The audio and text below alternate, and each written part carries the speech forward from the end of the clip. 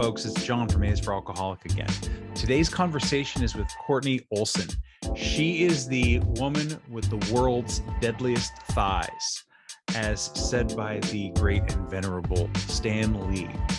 Needless to say, we talked a little bit about bodybuilding. We definitely talked about sobriety, recovery, alcoholism, drug abuse, all the other rough and nasty things that often come along with that, but also a lot of the awesome and amazing and inspiring things that come along with recovery.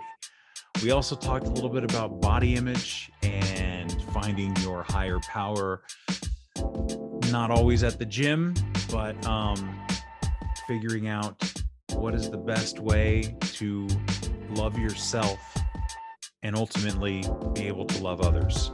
So without further ado, here is my conversation with Kortney Olsen.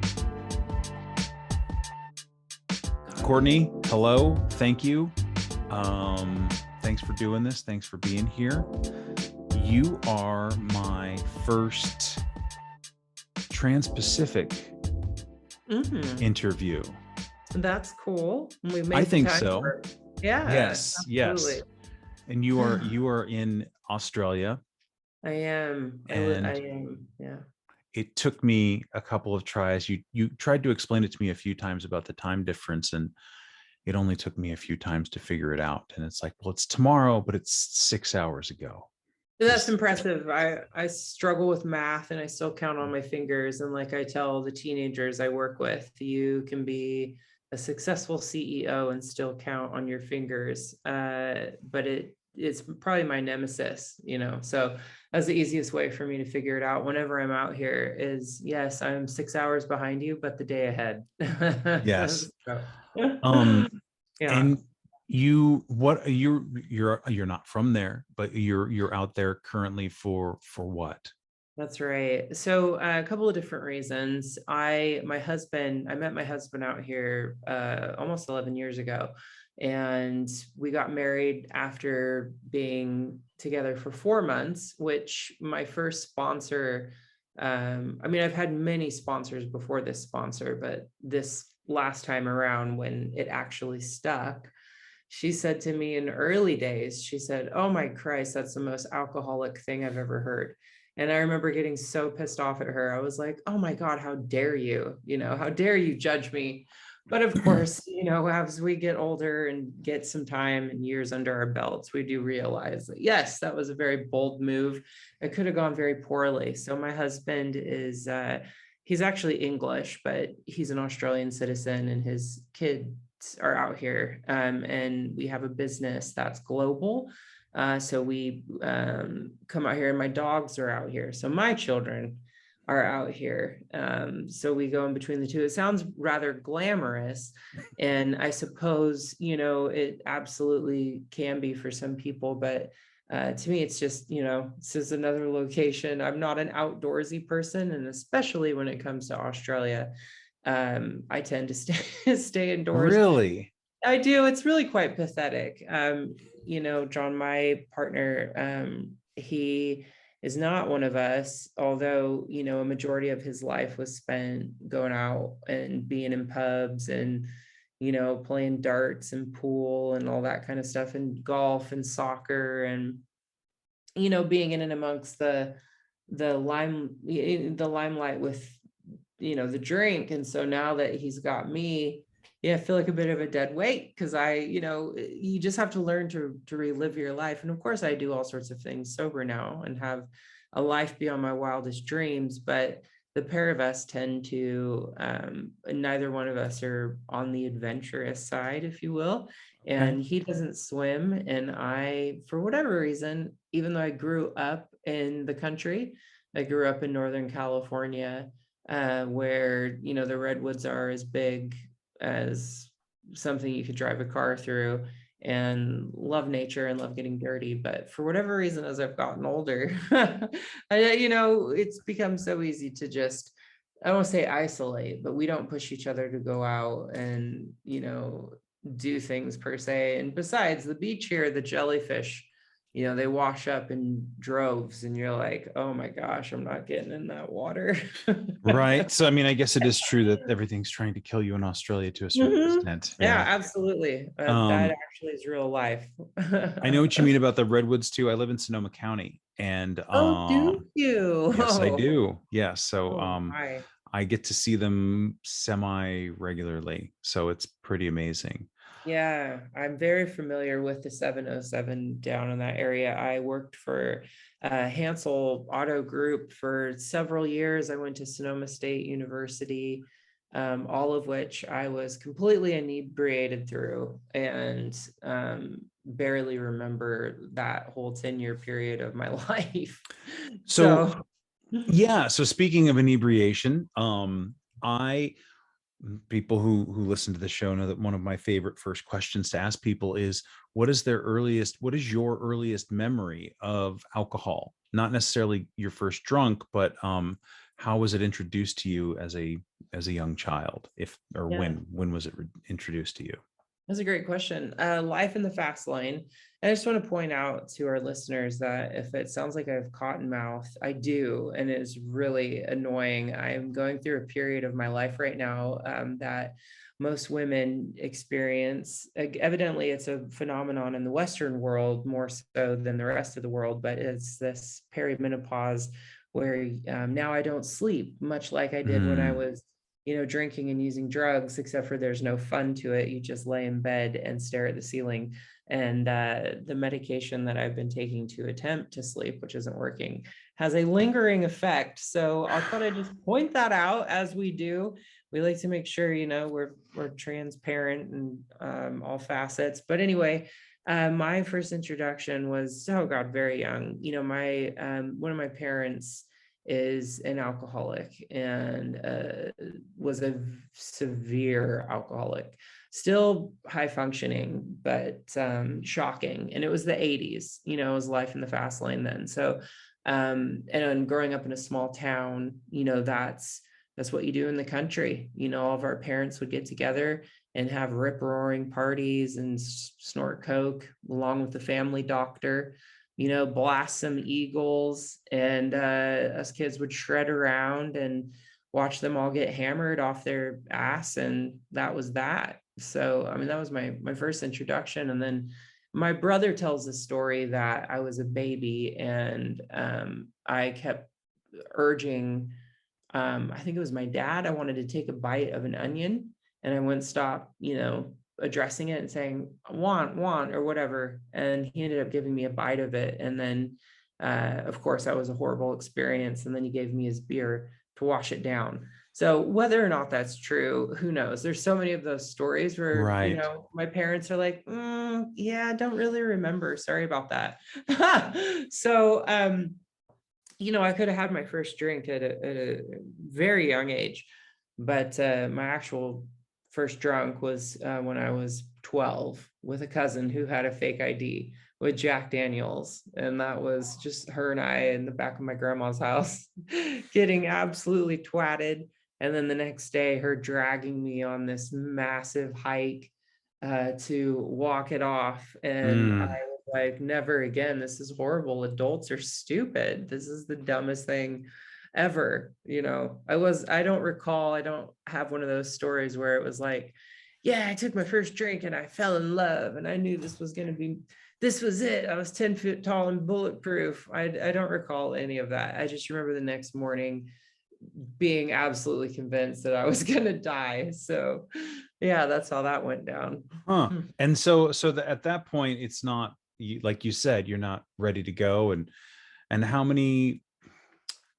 much longer before it became um, something that was exciting or interesting or comforting? Yeah, not long. I mean, it was my junior year of high school. There were a few parties, and I had tried speed once. I know we're talking about alcohol here, and there's a couple of different schools of thought with this, right? So, like, if you walk into a meeting, we keep it to alcohol because if you're brand new and you don't understand, then you'll be like, oh, I'm in the wrong place. But, Right. seeing that so many of us in this day and age have dual whether you want to call it diagnosis, because in my book, it's all the same stuff, but at the end of the day, it's, we'll keep it to alcohol, but drugs is a huge part of my story because it was all driven by body image, and methamphetamine was the choice because I'd lost so much weight. So it's very scholastic, outgoing. And I actually, come to think of it, it was junior high. There were a few instances where, we snuck beer and there were older guys. One in particular that I recall, I was 13 and they were 21 buying us beer, Yeah. and when you look back at it, you're like, whoa, oh my God, that's like straight up pedophilia, trying to get in our pants. And as a young person, you just don't think anything of it. You're just like, oh, this is really Yeah. cool. I'm going to drink beer with older guys. It's like, oh, it's so, so sad. So anyway, fast forward to high school. My senior year, I was the ASB president in a Christian rock band, started the first girls golf team, was the captain of the cheerleading team. I mean, on and on. I was going to be the first female president of the United States of America.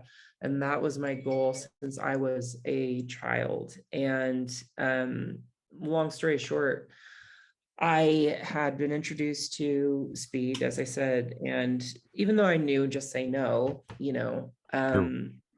I did it, and I kept doing it because I lost weight and lost my appetite. And so at the end of the year, a teacher finally called me out and said, hey, you're either a severe alcoholic or you're smoking speed, which is it? And of course I told him, and he said, well, do you want us to tell your parents or do you want to see a drug counselor? And I said, see a drug counselor, of course. Yeah. Don't tell my mom and dad. Yeah, exactly. Good old private Catholic high school. And so that's what I did. And this drug counselor said, right, why'd you do it? I said, I lost weight. He said, great, I have the perfect solution for you. I know this guy, he has a boxing class and he's an ex-heroin junkie and a Golden Glove champion. And he's married to a nurse. What could possibly go wrong, right? I mean, a nun, not a nurse. Right, okay. Just wanted to give you a little bit of a suspense there. Yeah, we went from a nurse to a nun. What could go wrong? And long story short, this guy was 72 and I was 17. Actually, at the time I was 16. I hadn't quite turned 17 yet. And yeah, I had 3 days clean when I went to his class. And he took a major liking to me and of course invited me over to his house to watch boxing tapes and was going to make me his last prize fighter before he retired. And so to me, I thought, wow, this is why I threw away all my scholarships and I went through all of this pain, is so I could become a world champion boxer and share my story with young girls so they don't make the same mistakes that I did. And this is why I went and got KO tattooed under Prince's hair right here, shortly after this event happened. So what happened was, I got to his house and he had basically drugged me. This man had drugged me and I woke up with him inside of me, which is a horrible thing to say out loud. And I know a lot of people need trigger warnings this day and age, but unfortunately in my experience, life doesn't have a trigger warning, and it was something that I had to experience and then walk through. And it is now why I am where I am today, living a life, as I said, beyond my wildest dreams. So at the time, yes, it was horrific. And it was that event that drove me to become an alcoholic, because I put down the methamphetamines. But when I got to Sonoma State, which to me was a step down, I was supposed to be going to Stanford, So I had an identity crisis, completely lost, thought it was my fault because the guy never, at the time I had a pager, you might remember that. I do. He didn't call the house, he didn't page me. And I thought I let him on. It was my fault. And so, long story short, got to Sonoma State and walked straight into one of my parents' shoes and literally became the spitting image of them and started drinking 10 o'clock in the morning till, I passed out, and I became a blackout drinker from that point moving forward, straight out the gates. And, that was, I could tell you a gazillion stories. And in fact, they're all in my memoir. So we'll just go ahead and bypass that because we all have a drunk-a-log, Yes, yes, we how do. how we all got here and, earned our chair is all relative. But, if you are in a room and you are in a meeting, there's a goddamn good chance that you earned your chair and you belong here. So I've wrecked 5 Hondas, including 1 motorcycle. That's what this bump is from. I mean, just wild, wild, wild things. And, I'm sure this is a question you ask people, and I should just let you ask it, but I'll tell you. Tell me. What brought me to a screeching halt finally, because when I turned, what was the last straw? yeah, the last straw, because after a few brushes with death, one friend wrecked a Honda on Laytonville, outside of Laytonville, actually. And now there's a cross there. It took about a year or 2 after we went off the embankment. Somebody else did too, but they hit the tree that we hit with our wing mirror and they didn't make it. So, it was that. And then I got a DUI, and then a few other things, and said, all right, I need to go to rehab. And that was literally the day after I turned 21. So this tear was, this particular one only lasted 3-4 years from Yeah. Sonoma State. Okay. Yeah, because I went downhill pretty quickly. I mean, I then got back on speed. And so, because previously when I was using drugs, it was just the drugs. The drug dealers would always try and get us young girls to drink. And we were like, no, we didn't want to mess up our high. And then obviously it gets too much, and then you need to drink to level out and feel normal. Then it was, I know. you know what I'm talking about, right? Then it Yes, I became do. drinking and drugs. Holy moly. Yes. So that came to a screeching halt pretty quickly. And I realized, after doing a number of geographicals, I had to flee the state of Oregon for some tweaker stuff and writing bad checks of dead people and all sorts of stuff. And so I got to rehab. And of course, I got 90 days up and lived with a alcoholic cousin who thought she was helping and didn't know. And then said, oh, Kortney's been doing so good, I think she deserves a glass of wine. And then that kicked me straight back off for another 6 years. And the thing of it is that I came to a screeching halt on July 4th, 2007, because I had 4 felonies hanging over my head, which of course weren't my fault. And I was able to prove that, but it was enough of an eye-awakening experience to say, what the hell am I doing? And then, of course, I got another 90 days up, and then I hurt my back wrestling, and I became addicted to pain pills because, John, that wasn't my problem. My problem was alcohol and methamphetamines, and my name was on the bottle, right? So it was super easy to justify. And then the parent, who had yet to fully concede and surrender, even though they got sober, I began taking pain pills with as well. So then that turned into a horrific, codependent, toxic relationship. And I did that for a couple of years before it turned into Oxycontin, and that landed me on my ass. And that was finally June 14th, 2010. So that was my last go around, and at that point, I knew what I had to do. I was still super unwilling to fully surrender. I mean, I knew I didn't want to die, but I am such a special person in my mind that I wanted to do things my way, and I tried making the gym my higher power and all the rest of it. And so it really wasn't until I moved out to Australia after, I was clean for 6 months when I met my husband. And then I wound up getting married, and, after 4 months, and moved out here. And the recovery out here was amazing. And I met a woman who's actually in San Francisco now, but she was living down here, and she was, cussing up a storm. And she was this feisty Latina young woman that had like 4 years at the time. And I thought, my God, this was the first time I had found somebody who had what I wanted, right? Because previously people would throw themselves at me all the time and say, do you have a sponsor? Let me be your temporary sponsor. And I just was like, middle fingers up in the air. You don't have anything that I want. Get away from me. I just hated everybody, everything, all the stuff we do.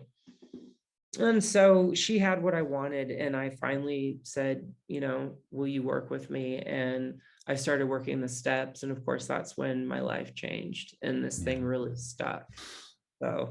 So you mentioned making the gym your higher power. And I know that it's often suggested to those of us who have difficulty with higher power, or are still trying to formulate it, or are resisting it entirely, that we pick something, right? Um, and sometimes it's like, pick the group of drunks, right? Or pick the doorknob, or pick something. And so you pick something. And I've also heard stories of people who have put working out, like, my workout is my sobriety, is my recovery. Like, I don't, it's my church, right? And that does seem to work for a while for some people. But it ultimately, I mean, so what was the, how did it work at first, and how did it end up not working?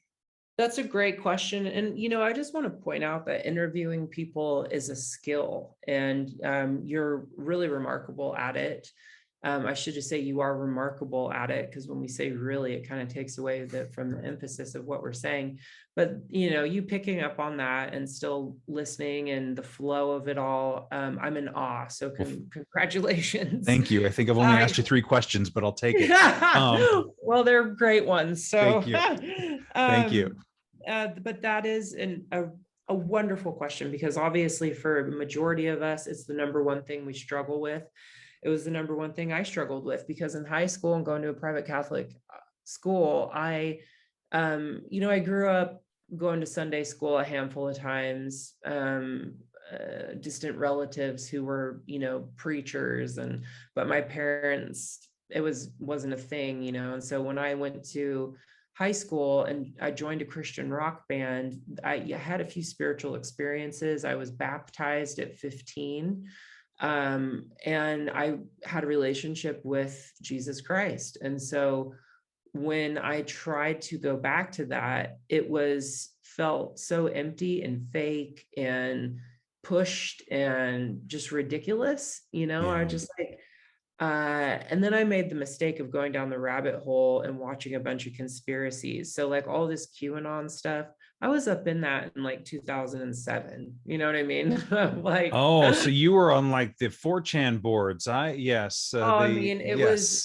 distracted myself with YouTube. And I mean, I literally did that all of 2011 in my first year of sobriety, trying to control something else, but myself, wanting to stand on the corner and tell people, do you know that fluoride in your toothpaste rots your pineal gland? And it's just, I mean, it was absurd. So going back to your original question, making the gym my higher power, it worked for a short period of time, of course, but the challenge with that is I was completely focused on the outside as opposed to the inside, right?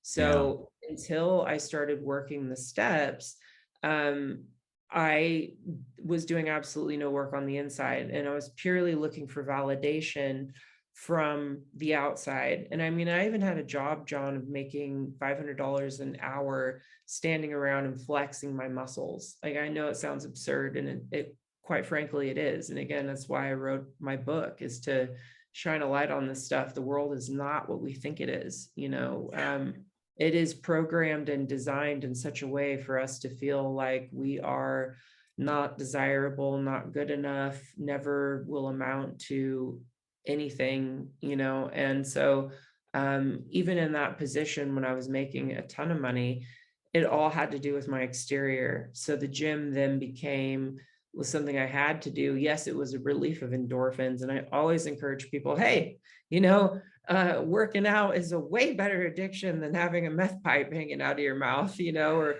rolling around with a 50-50 cocktail of OJ and vodka and drinking Taka in the end days, you know what I'm saying? But the reality is hypergymnasia is another disorder. It's I mean, even when I had 4 or 5 years of clean time, being clean and sober, I was doing Bikram yoga, Brazilian jiu-jitsu, and CrossFit all in the same day, like 5 days a week.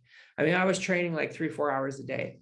For what? You know, and then I would go and eat frozen yogurt, put too many shaved almonds on there, and then I'd be walking around feeling my abs, being like, oh my God, are my abs still there? You So know, this is another, I want to talk to you about body image and all of these things, because I'm getting flashbacks to my own issues with things like nuts, because they're yeah, fat, and so they must be bad for you, and you've eaten too right. many nuts. And Yeah, and so just real quickly, when I got sober, I was about 280 pounds, yep, and I'd been big for a very long time, most of my life that I could yeah, remember as an adult. And it yeah, wasn't until 2, 3 years, almost 4 years sober, that something clicked in me. A friend of mine had lost some weight, and he was counting calories, and he said it worked. And I was like, wow, that's great. I could see it. He looked healthier, he looked happier. And I said, I'm going to go ahead and I'm going to count the calories for one day. I'm not going to change the way I eat. And it was upwards of 5,000 calories in that day. And that was the moment where I was like, fuck, I'm going to kill myself with food. yeah, And that was the thing that clicked. And then I think in some ways, the counting the calories became my higher power along with running. yep. So and as long as running worked, I was fine, and it was great. And I must have dropped 90 pounds in a year almost. Wow, wow, And which wow. is amazing, right? But also, Yeah, um, I've since gained back, I don't know, probably 30 of those. The yep, pandemic, and there was a breakup, and there was some isolation, and there was some job loss, and all of the wonderful things that have happened to so many people. I'm still one of the fortunate ones, right? right. But I almost feel like I didn't start having body image issues badly until I lost the weight, started counting calories, thinking Yeah, about food differently, and having to have a workout be a part of my life every single yep, day in some way, or else I was a worthless pile of shit. yep, Because it was like before, I was just some big fat guy and whatever, right, who couldn't touch his right, toes. And then I had that had its own problems, right. but I'm just like, now hearing you talk about, I'm going to pinch the skin over here and think, because I put shaved almonds on my frozen yogurt, I Yep, have ruined everything I've done, my yep, 4-hour workouts for the last week. yep. 100%. You know, it's incredible how addiction works, you know, how we are looking for anything to try and control and manage. And it's just a coping mechanism, you know, whether it's a drug Yeah. addiction or a food addiction or gambling.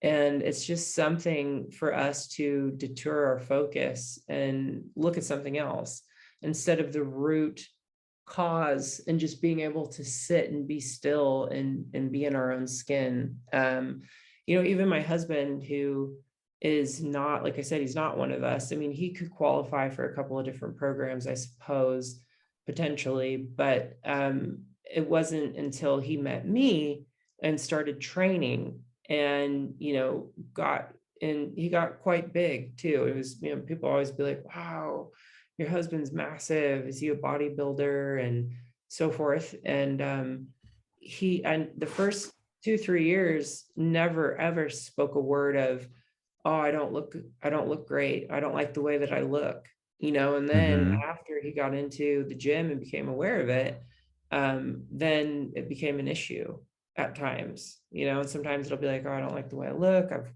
this, that, and the other. And so it's so easy to fall into that, you know. And it's, again, it's a much easier addiction to manage than drugs and alcohol, but at the same time I have very few memories, because I call it the rainbow bridge.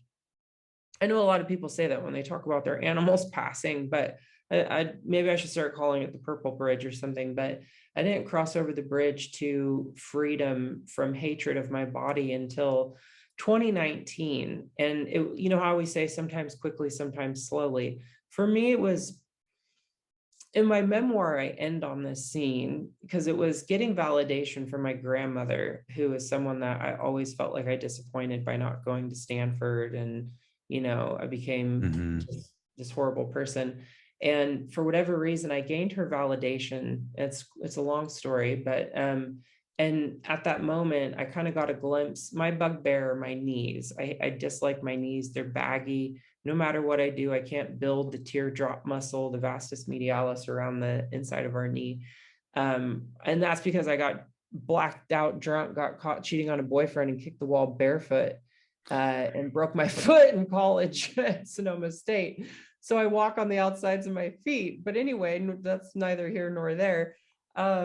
So I caught myself in the mirror, and for whatever reason, it didn't really bother me. And normally, if I catch myself having, my skin spill over on the side of a pair of shorts that were tight, Hmm. or, as a woman, estrogen and our cycles, this texture of our skin changes frequently, whether we're retaining water or not, so on and so forth. So stuff like that used to literally ruin my entire day, and I wouldn't want to leave the house. And for whatever reason, at that moment, it didn't really bother me. And from that point moving forward, it's been a completely different experience. And what's crazy is just like how bad it got with drinking, and that's the malady of this dis-ease, is we forget how bad it got, is the same with body image. I forgot that there were times where, John, I was suicidal because I felt so utterly disgusted over how I looked. And I would sit on the closet floor and cry because I couldn't find any jeans to wear to fucking Costco. And, I mean, just in hindsight, you're like, you dumb privileged bitch. Like, what? Are you serious right now? And really times have changed. That was 10 years ago, or 12 years ago.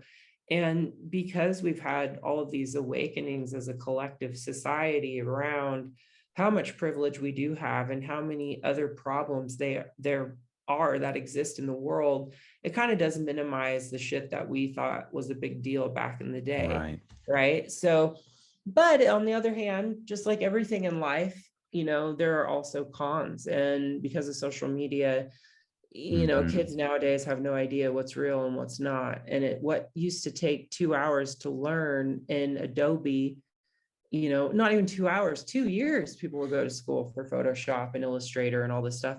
Now you can do on an app in 5 seconds, and shrink your waist and look like a goddamn cloud with 12-year-old skin texture, right? Yeah. So is it any wonder that kids are cutting themselves at much higher rates, and suicide rates are up and all the rest of it, right? So, Right. Can but I when you, ask you, can I go yeah. back a second? And what was the validation from your grandmother that was so important? Hmm.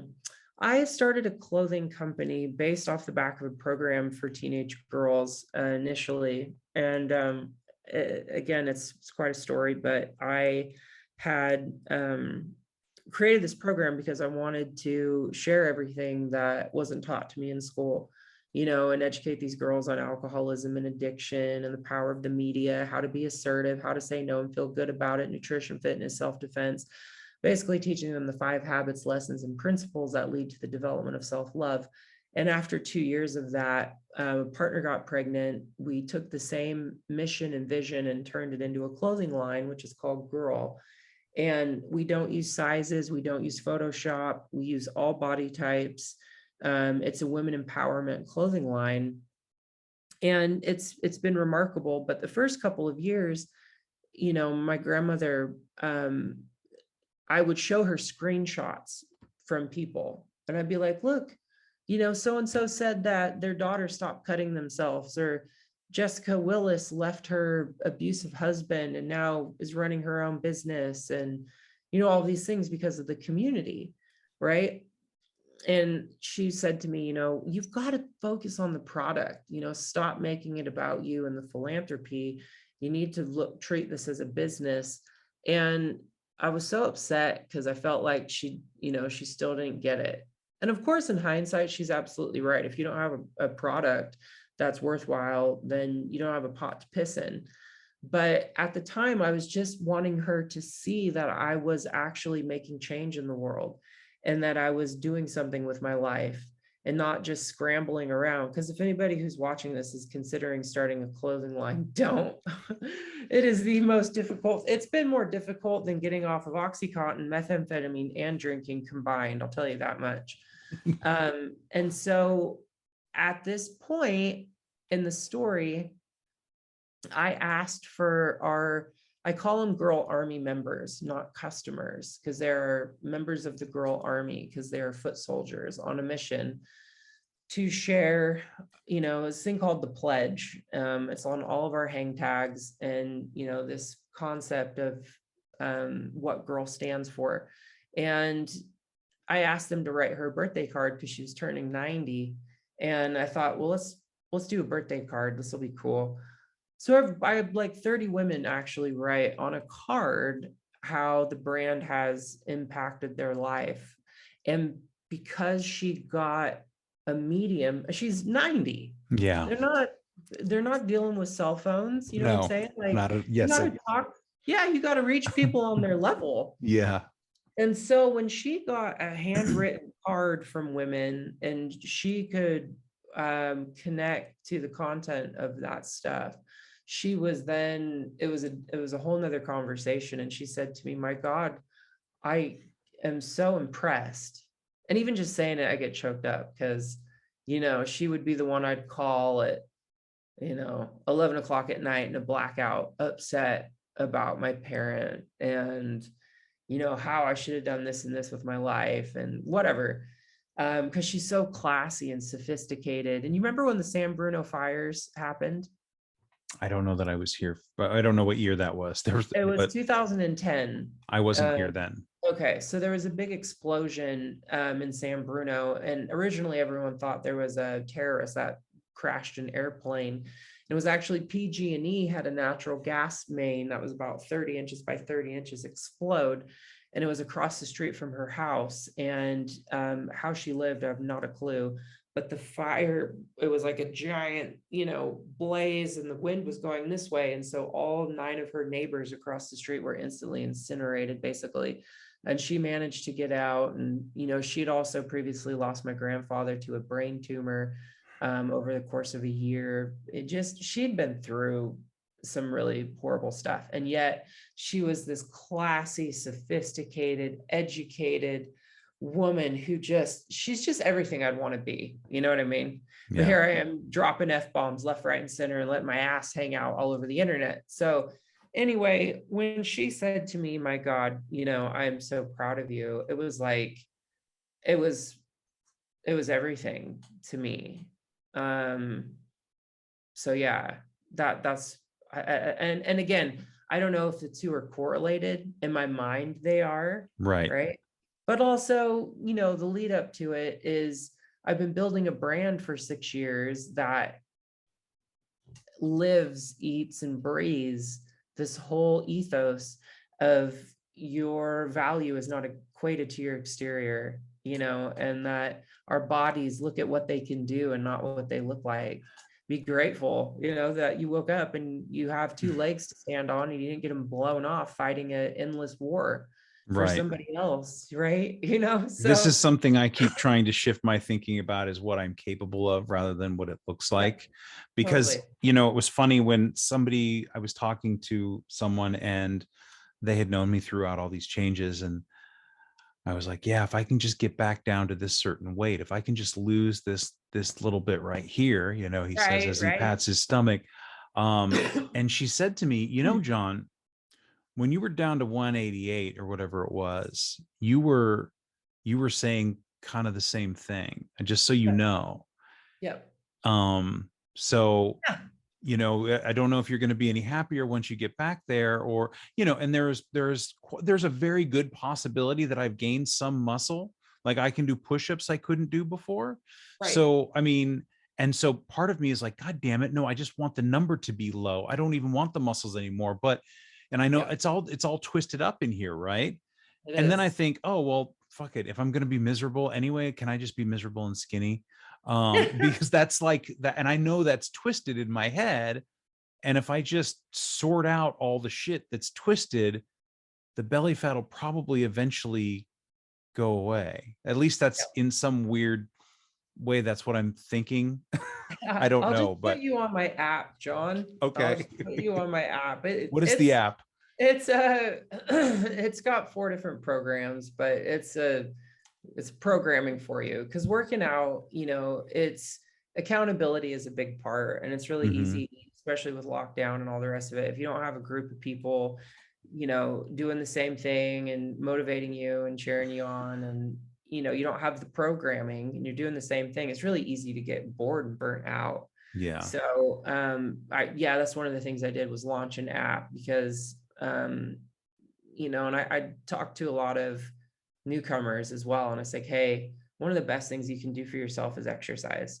Even if it's one round of something, if it's movement for 7 minutes, that's going to change your state, right? Because that's what happens, is we get stuck in these states and these mental patterns, and we just go on repeat. And the wild thing is learning about our subconscious. It's 40 million times more powerful than our conscious mind. And so I became a Psych K facilitator, which is similar to something like neuro-linguistic programming, NLP, or EFT, which is, the tapping. There's hypnosis. There's all these different modalities to access your subconscious. But I fell in love with Psych K because A, the practicality of it, and B, because there's no ego involved. Every other modality, it's like you're doing something to somebody, whereas this is a do with modality. So you're doing it with, you're just the facilitator. You're not the guru, So you're not explain the it just a one. little bit. The Psych K. Yeah. So the psych stands for, psychological. K Psych. stands for key, which is, K for key. And the guy that he calls himself the originator got a download, and at first I was like, what? Our rational mind wants to be like, what do you mean a download? But look at Abraham Hicks, Mm-hmm. or the teachings of Abraham. Esther Hicks is her name, sorry. When she channels Abraham, like, it's undeniable. I don't know if you're familiar. Are you familiar A with? little bit. Yes, I Yeah, am. I mean, I know yeah, enough to know what you're talking about. Yes. yeah. When you listen to this stuff, and you see people who are on a higher level, and you start to question, The Matrix is still to this date my favorite movie of all time, right? And you realize how conditioned and programmed we are from birth, and that our beliefs actually control everything. When we come into the rooms and we say, find a higher power and pray, and we're like, yeah, I can't see it. I don't really know how it works, so I don't believe in it. But bitch, Yeah. you walk into Starbucks and you're like, yeah, hi, can I have the Wi-Fi password? You're not like, excuse me, Shelly, but can you explain to me how this signal goes from the box in the back of your room up to a satellite down into my phone? Otherwise, I'm not going to use it. So you don't walk into a room and flip on the light switch and be like, oh shit, I can't use this electricity because I don't get it. It's just Wi-Fi. It's all, there's You just everything all accept around it. us. Yeah. That's Yeah, a the great analogy. Egyptians. Like, look, dude, just Thank take the you. Wi-Fi password and get online. Yes. And I think I was also listening to a podcast about astrology, speaking of these Uh-huh. things that can kind of sound a little woo-woo, right? Right. And the woman said something about, she's like, I don't always know how it works, but it always seems to work for me. So I'm just going to keep doing it. And it struck me that that's exactly how I came toward, came at AA. Like when it Yeah. finally started working, and I was like, oh, okay, well, do I really need to have this higher power thing dialed in and figured out exactly? Do I need to have a name for it? Him, her, whatever? And Exactly. I don't, and I Yeah. still don't. And I'm working on that too, but it continues to work. So Yep. like just the Wi-Fi password. So Yep. the originator, the download, the Yeah. Psych K.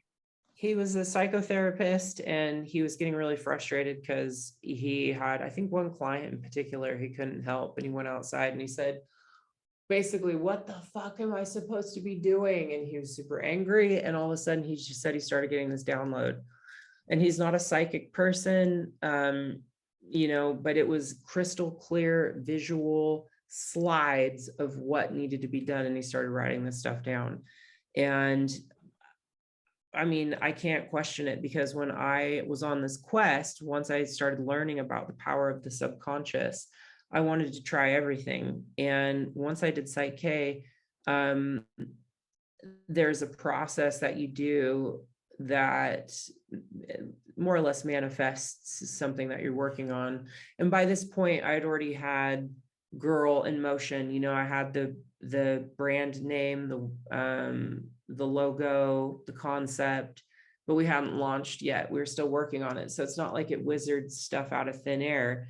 But I actually did this process with the instructor called Back to the Future. And he said, "Are you prepared for this? Because it never not works." And I was like, "Yeah, I'm prepared." And sure enough, it started out where I said, "I have a successful gym clothing line." Go through the worksheet, and at the end of it, my belief statement turned into, "I have created a revolution." And then it was roughly, I think, a month and a half had gone by, and we managed to sponsor Holly Holm, who fought Ronda Rousey in UFC 193. And the odds were so upside down. And we spent our entire, really every single last cent that we had to our name on the sponsorship. And she beat the brakes off of her. And we launched that next day and sold in one day what we had anticipated to do in 6 months. And it was at that point I knew that this shit worked. And so from there moving forward, I put it down because I had a hard time. There's an element of it that includes muscle testing, and I had a difficult time with that. And so I put it down, and then I revisited it earlier this year, and then took a few more courses. And now I'm a master facilitator. And my long-term goal is to become an instructor, because there's very few people. And the guy who originated it is very protective of the curriculum. You know, he doesn't want it getting diluted. And so there's very few instructors. So I'm that is my goals, because I want people to know, you know, we hear, it's like the stuff we hear in the rooms, right? One day at a time, take it easy just for today, keep it simple. And you're like, yeah, whatever, you know, okay. And it's similar with Psych K, where, you know, I'd hear people in this area of empowerment and personal development, subconscious psychology say, you know, humans have more power, more potential in the tip of their pinky than, you know, they could ever even imagine. And you're like, well, what does that even mean? You know, and the reality is we actually do. Our subconscious mind, it's like an elephant with an ant. So like your conscious mind is like the size of an ant, and the ant is saying, "John, you know, let's go to the gym." And the elephant's like, "Yeah, fuck you. I'm going to get the bag of almonds. Bye." And the elephant will always win. And so from ages 0 to 8 years old, we create at least 70% of our beliefs, and a majority of those are limiting. And we're completely unaware of them, and they become programs that run on tape in our supercomputer. But just like we used to use Norton antivirus software, you know, install, uninstall, it's the same thing with our brain. It's like a supercomputer. So these limiting beliefs and programs, you are able to reconstruct and install that stuff. So, you know, we really truly don't realize how important childhood development is. And it can be the most basic thing, you know, like say your dad's pushing you on your bicycle, and it's your first time with your training wheels off, and he lets go of you, and you look behind you and you're like, "My dad's abandoned me. My dad's never there. My dad left me." Is that the truth? No. Does your dad know you just made this belief? No. Do you know? Does it go into your subconscious and then dictate what you do for the rest of your life when it comes to abandonment issues? Yes. You know, it's the most simple shit, but That's we why don't. you're late to every meeting, because you don't want to be there before, you know, you want to make sure everyone's there before you are. Exactly. All of these tiny small things.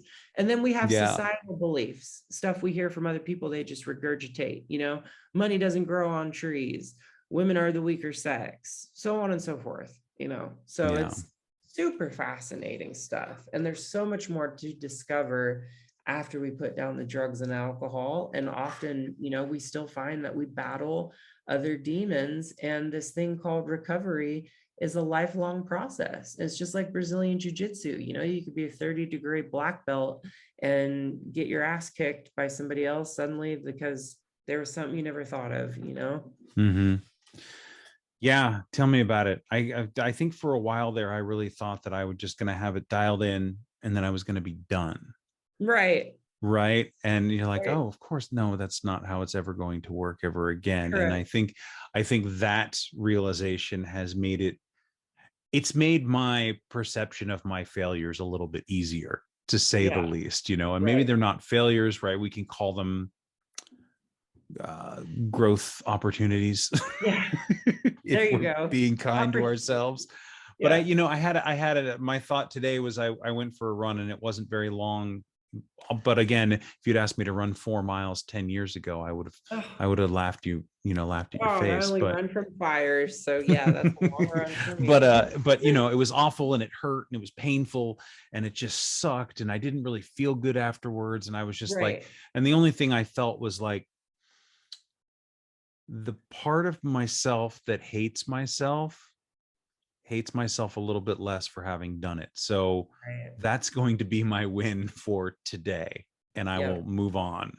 Yep. But I think anything in the way of being able to help, I mean, it really is a whole restructuring of our brains, what we've done with recovery, right? With AA or however you get there. Like, I don't think it's important as far as the program that you use, because I Yeah. know lots of people who do not and who have been extraordinarily successful without it. Right. So, It's but it really is a amazing. Yeah. retraining. Yeah. So, 100%. couple things. Tell me about this memoir, Yes, it's please. thank you for asking. And don't let me forget, I'm just gonna add you to my app. I've written myself a note and I'm Okay. gonna give you a couple months on there to Okay. it makes no difference to me. Like it's a one or 20,000, it makes no difference. So I would love to see you progress in strength training and not just be running because it's something else happens when we start building muscles, you know. Oh So God. And that, whoa. So, and then that was the other thing is I hurt my back swinging a kettlebell around because I didn't know what the yep. hell I was doing. And I'm 44 Yeah. and I've never, done any strength training. And then that Yeah. like derailed 2021. But Right. anyhow, The that same was thing like a happened to 9 month me. injury. It was Yeah, I mean, awful. you can really jack your back up doing, Yeah. doing basic stuff when, yeah. So So, thank you for yeah, adding me to that. absolutely. Um, but Absolutely. but the memoir, But the please. memoir, yeah, it took me 10 years. I mean, this conversation could start up another hour conversation, or I mean, this one question could start up another hour conversation. And it's summer out here in Australia, and I have all the windows shut. So I'll do my best to keep this super short.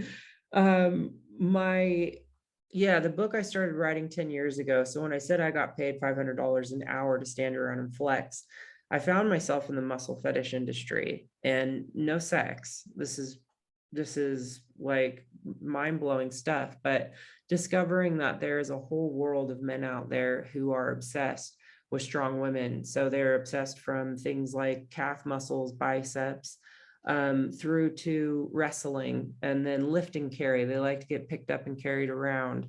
And that's how I started crushing watermelons between my legs. So something called scissoring. So you choke guys out with your legs and I break ribs. And I mean, it's quite remarkable. So I started writing about that 10 years ago because I wanted women to know that what people found beautiful was not on the cover of a fucking magazine. And it wasn't Kate Moss and her size 0 legs. It was a big, strong, powerful woman. And not one of them gave a single shit about cellulite, dimples, or wrinkles or any of that. So that's why I started writing this book. And then, of course, my story evolved into all sorts of wild adventures and is now ended on me creating this remarkable life. Even today, there's so much stress involved with running this brand and doing what we do, but you know, um, it's way better than waking up and wondering, if I lost my license and I ran over somebody. because I was a blackout drinker on a daily basis that got behind the wheel. And I am incredibly grateful that I am sitting here alive and I haven't killed anybody or Yeah. caused bodily harm to anybody, which to me is a fucking absolutely miraculous. So yeah, the memoir is on Amazon. I self-published because at the height of the pandemic was when I was more or less, getting into the nuts and bolts of it.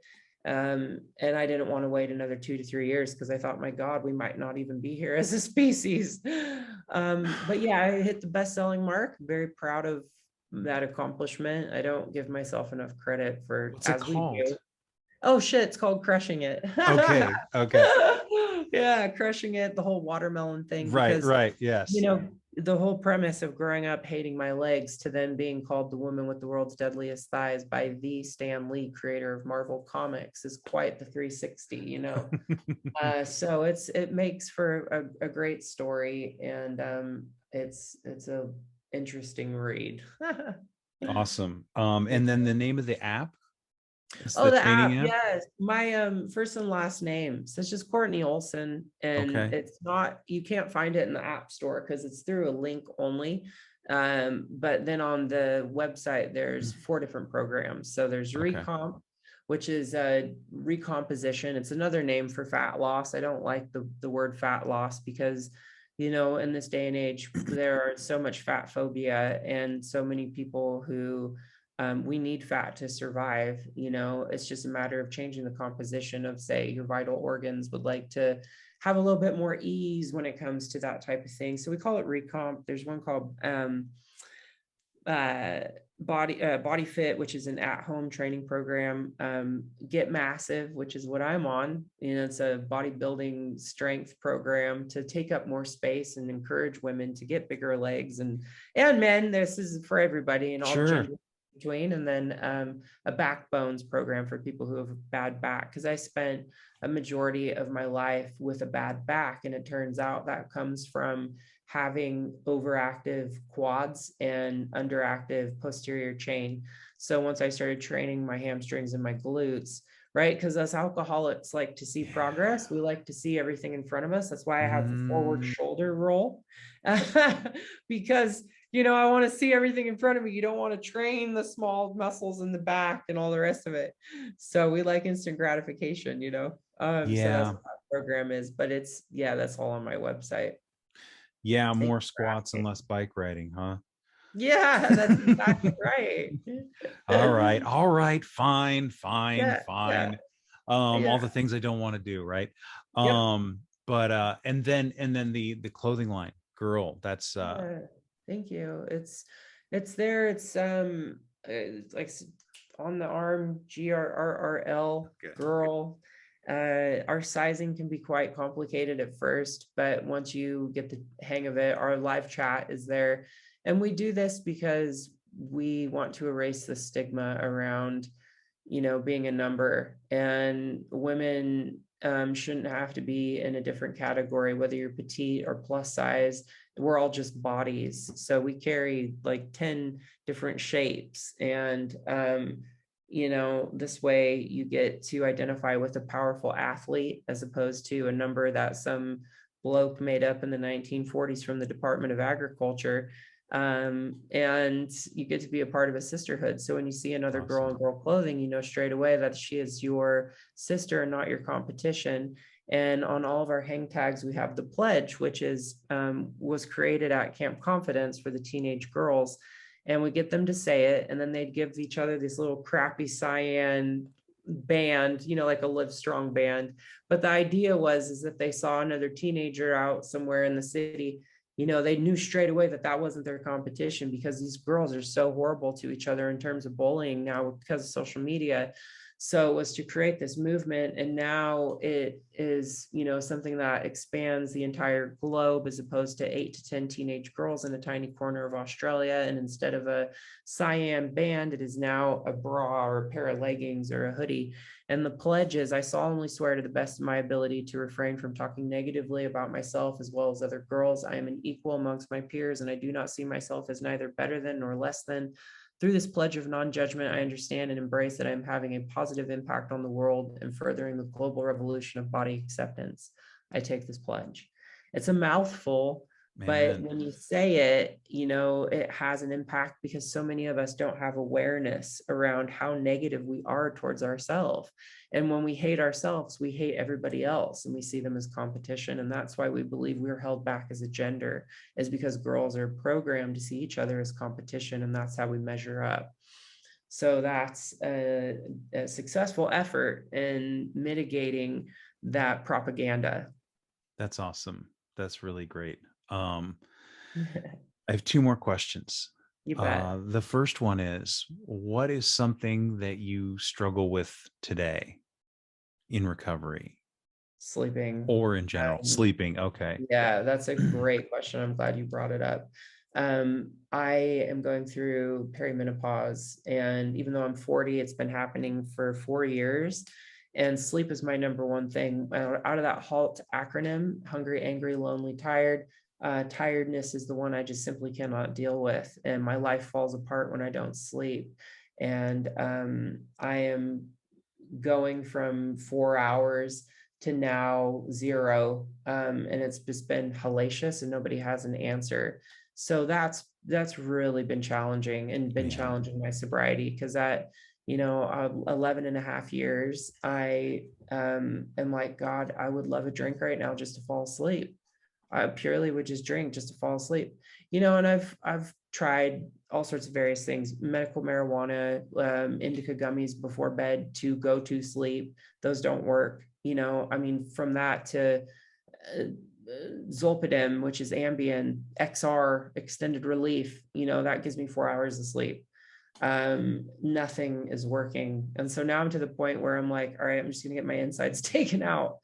I'll get a hysterectomy, because, talking to my sponsor, I'm like, I don't know what else to try. I've literally tried everything that's out there. And, this is, as we said, an opportunity to practice acceptance. Yeah, suck it, Right. Yes. Fuck off. Exactly. I agree. I It have the is. same sentiment so many times about so many things. So yes. My soul signed up for that. And for anybody who's new, who's listening to this, I do not recommend, this is just my experience. And medicinal marijuana, it's not something that was ever for me. It wasn't my jam. And I, everybody's recovery is different, and I talked to my sponsor about this specifically when this started to become an issue for me. I don't recommend, that for everybody. And it's something you need to be very upfront with and talk to your sponsor about. So just want to be super clear on that. So I had a similar I was really concerned about my back, and I was having another issue with my foot, and it was bothering me sleeping as well.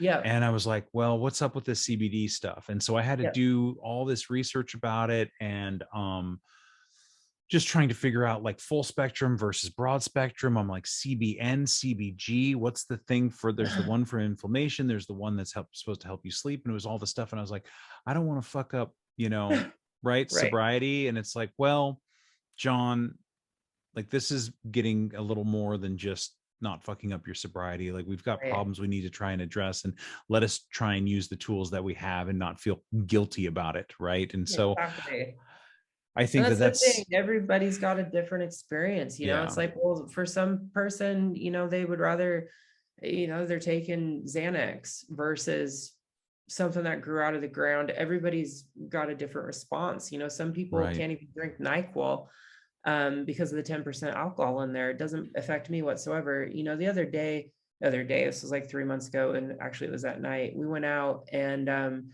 I was with a couple that are sober, and a best friend of mine, and then my husband, and we went to a comedy club and ordered Shirley Temples, and they brought us back. They were like half full of vodka, and I took 2 long hard pulls off of it and immediately swallowed. I was like, uh-oh. And I'm like, the waitress was like, oh, sorry, we'll get you a virgin Shirley Temple. We're like, when the fuck did a Shirley Temple become what? Yeah. Anyway, I told the manager, and he comped everything, and he actually almost had tears in his eyes. He looked so mortified. He must have had somebody in recovery. He knew. I said, look, sir, I have 11 years sober. You could have just ruined my entire life. You could have killed me. I mean, this is serious shit, But again, so everybody responds differently, Yeah. it's and that's one thing that's been great about social media is because I find myself judging people when I see them on there as sober coaches. I'm like, just go to fucking AA, it's free. Why are you trying to capitalize on, and I get pissed off, but then I'm like, Kortney, this isn't your place to judge. And there's so many different ways that people get clean and sober. Like this isn't your fight to fight. And some people, I thought about becoming a sober coach myself because there are plenty of people out there who are heavy drinkers who don't necessarily need AA, right? Sure. But my ego is like, oh, this is bullshit, Right. So, And I guess if one person wants to be a sober coach and they help one other person and they make some money off of it, then whatever. I mean, like it's none of my, and I know what you mean. I roll my eyes all the time and I'm like, but again, that's my thing. That's my right, problem. that's our shit. It's real hypocritical of me to get all hyphy and I'm like, well, bitch, you wrote a book about it, right? So I mean, fuck, I make $1 off of each copy, if that. So right, but that's my resentment to deal with, and let people do what they want to do. It's none of my fucking business, right? That's right. But anything outside this circle is none of my fucking business. That's what's up. So then my final question is, somebody wanting to get sober, or any sort of piece of advice that you might have for somebody who's having some difficulty or struggling in early sobriety right now, what would you say to them? That's a great question. Something that I heard in a meeting in the last go around was, you are exactly where you're meant to be at every given second of your journey. And that was really comforting to me. And subsequently, this is obviously not conference approved literature, but I read a book, actually it was an audio book called Your Life's Purpose, or is it, I always forget the title of it, by Dr. Robert Schwartz is his name. It's either I'm pretty sure it's Your Life's Purpose, but he does past life regressions and talks about how our soul signed up for whatever bag of shit that we're experiencing. If someone opens up a fucking box and it's a pipe bomb and it blows off half their face and they end up living, or, the alcoholic son who crashes and kills somebody and the mom's left with the wreckage, that mom signed up for that experience. And that's all we're here to do, is to come down and to learn. And sadly, some of us don't make it, but we practice the art of detachment and, refocus and be like, okay, I came here to learn. That's all I'm here to do. When I die, I can't take any of this shit with me, because I was so driven by financial insecurity when I first got here, and still partially am. It's still something I have to work through on a daily basis, especially with running a multi-million-dollar global company. It's with very little cash flow through a pandemic. It's stressful, you know what I'm saying? So, whatever old shit you're going through, know that your soul signed up for exactly what it is that you're experiencing, and you're right where you're meant to be. Hopefully that will give you some kind of reprieve, because it did for me. At least for the day, right? That's right. It's just for the today, bitch. Kortney, thank you so much. This was awesome. I could talk to you. I would love to talk to you about body image for like another hour and try and sort my own shit out. But we'll thank hit a you. Meeting. I'll be rolling through Sonoma County very soon. Let me know. I will. I'm based in Vegas usually. So I'm from Las Vegas. I was born and raised there. Stop it. Born and raised there. I lived on Bonanza and Lamb. I lived on Decatur and Flamingo. I lived, so I was there until I was 18, and then I got the fuck out of there. Oh my God, I can imagine. That's wild. How funny. I went to high school in downtown Las Vegas. Small world. Yeah. So amazing. We'll definitely get a meeting one of these days. Absolutely. You can count on that, man. Thank you. Right. Thank you very much. Thank you. Thanks again for listening. Our music, as always, is by Neglect. You can find more of his stuff at neglect.bandcamp.com. And you can find us on all social media platforms that matter: Instagram, Facebook, and Twitter. And you can reach us at aisforalcoholic@gmail.com. Talk to you later. Yeah.